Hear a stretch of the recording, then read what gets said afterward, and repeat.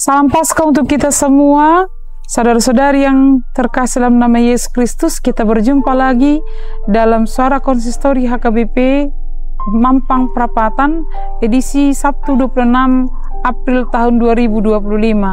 Sebelum kita mendengar renungan, marilah kita awali dengan bernyanyi dari buku nyanyian HKBP nomor 492 ayat 1 sampai ayat 2, Yang Maha Besar.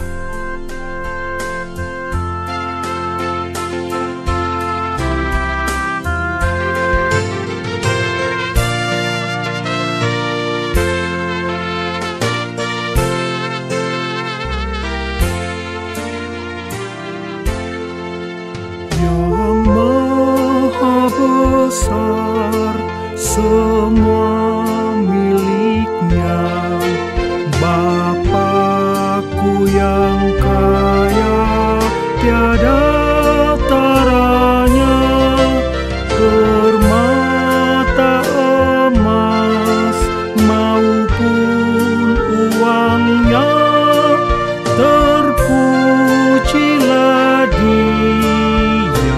Mari sembah, akulah anaknya, akulah anaknya, karena Tuhan Yesus, akulah anaknya. Yesus anaknya datang ke dunia, yang mati dan bangkit naik ke rumahnya, disediakannya tempat bagiku di surga rumahku, tempat Bapakku. Akulah anaknya, akulah anaknya, karena Tuhan Yesus, akulah anaknya. Nas renungan sesuai halaman HKBP tertulis di Galatia 4 ayat 28, demikian bunyinya.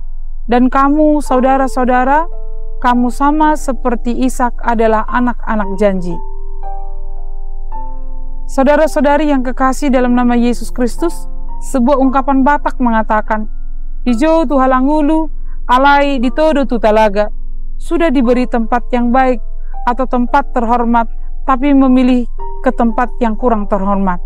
Ini adalah gambaran seseorang yang sudah dihargai, dihormati, justru merendahkan diri sendiri. Ungkapan ini bisa terjadi dalam kehidupan kita, di mana Kristus sudah menyelamatkan kita dan memberikan jaminan penyertaan dalam hidup kita, tetapi justru ragu terhadap Tuhan dengan mengandalkan diri sendiri, tidak yakin atas kuasa dan pekerjaan Tuhan dalam hidup ini.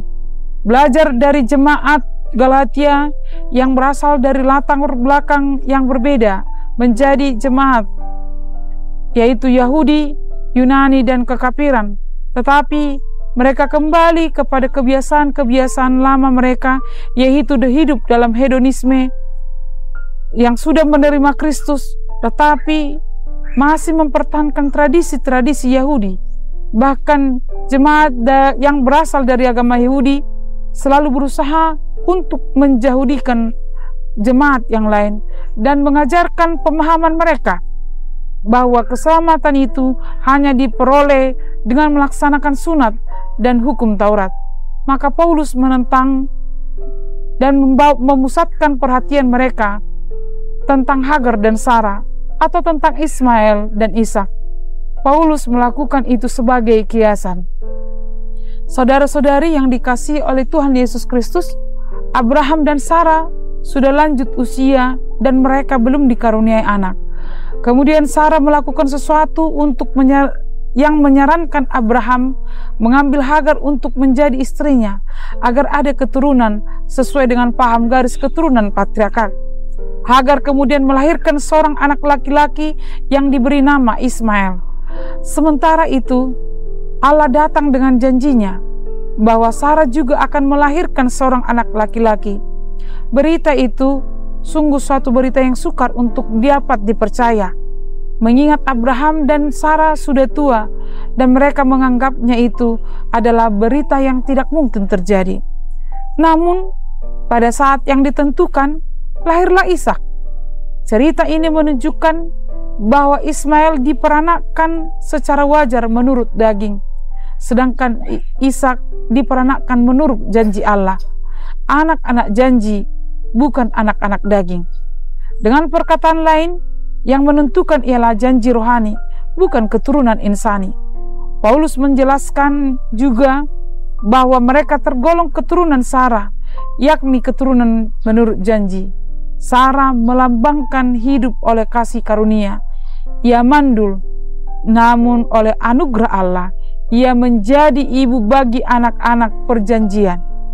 Sarah melambangkan Yerusalem surgawi, yaitu tempat anugerah Allah dicurahkan. Saudara-saudari yang kekasih dalam nama Yesus Kristus, kita hidup dari anugerah Allah melalui kematian dan kebangkitan Yesus. Kita memperoleh jaminan penyertaan dan keselamatannya. Kita adalah anak-anak perjanjian. Sebagai anak-anak perjanjian, melalui kematian dan kebangkitan Yesus Kristus kita ditebus. Kita diperbolehkan menerima anugerah Allah, memperoleh kehidupan yang kekal. Maka berusahalah hidup dalam kemerdekaan Kristus. Hidup bergaul dengan Kristus. Walaupun Tuhan sudah memberikan kita kemerdekaan, tetapi hidup tidak boleh sebebas-bebasnya melakukan dosa. Justru, mari kita menunjukkan ketaatan kepada Kristus. Hidup berkarya, bergumul, berjuang, menunjukkan ketaatan. Jika kita tidak mencuri, jika kita tidak berbohong, dan jika kita tidak melakukan kejahatan, bukan karena takut hukuman, seperti anak-anak hamba yang takut ancaman, melainkan karena kita hidup di dalam Kristus. Saudara-saudari yang terkasih, Paulus mengatakan di Galatia 2 ayat 20, "Namun aku hidup, tetapi bukan lagi aku sendiri yang hidup, melainkan Kristus yang hidup di dalam aku. Dan hidupku yang kuhidupi sekarang di dalam daging adalah hidup oleh iman dalam Anak Allah yang telah mengasihi aku dan menyerahkan dirinya untuk aku." Amin. Kita bernyanyi dari buku ND Suplemen nomor 766 ayat 1 sampai ayat 2. Padan Nauli.